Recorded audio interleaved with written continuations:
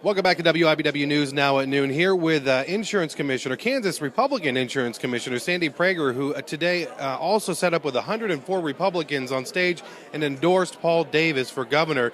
Now, Sandy, you have distanced yourself from the Brownback camp for quite a while now, especially after the rollout of the Affordable Care Act. So, why have you endorsed Paul Davis? I just want to set the state on the right course. And I think from education to some of the economic policies, but for me, most importantly, the way the Affordable Care Act could have been implemented in Kansas but wasn't. It just concerns me greatly. We have people in Kansas now that are too poor to qualify for financial assistance, and that's hard to explain to people. But by not doing the Medicaid expansion, we have a lot of Kansans that fall through the cracks. And I think access to health care is just critically important for our families, for our kids, for our working adults who maybe don't have any other options.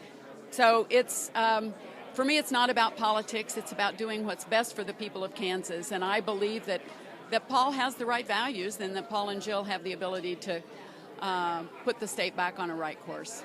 You know, you decided to retire before Paul announced his candidacy for governor. Now, if you would have known he was going to be running for governor, would you have ran yourself?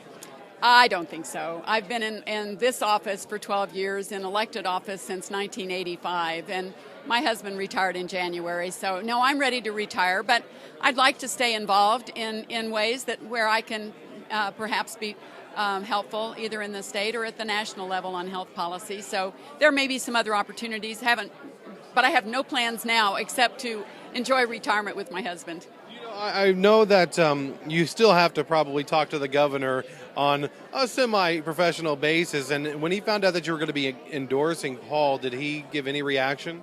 I haven't talked to him about it, so I don't know what his response might have been. This was to be kept under wraps until today. And so I haven't, except for, a few close friends, haven't talked to anybody about doing this. It was something that really it had to feel right for me. And I'm sure the governor's probably not going to be pleased, but if I stay quiet, then there's a tacit approval then that I think everything's okay. And I don't. And I do believe that we can be doing better for the people of Kansas.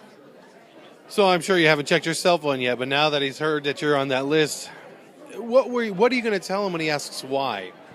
Well, I don't think he'll ask why, because I think he has to in his heart know that my concern, especially on health issues, has been it's been a driving force in my entire time in state office. And so I doubt that he'll ask, because I think he has to understand that this isn't personal. Sam's a nice person. I mean, as a person, I like the man.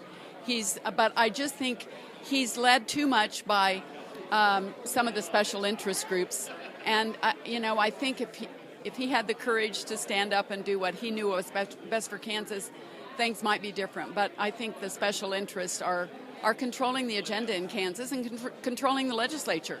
It's time for us to have a governor that at least will listen to the people of Kansas first and not the special interest. As a lifelong politician, do you think this is the year that another Democrat will take this seat? I believe so. Absolutely.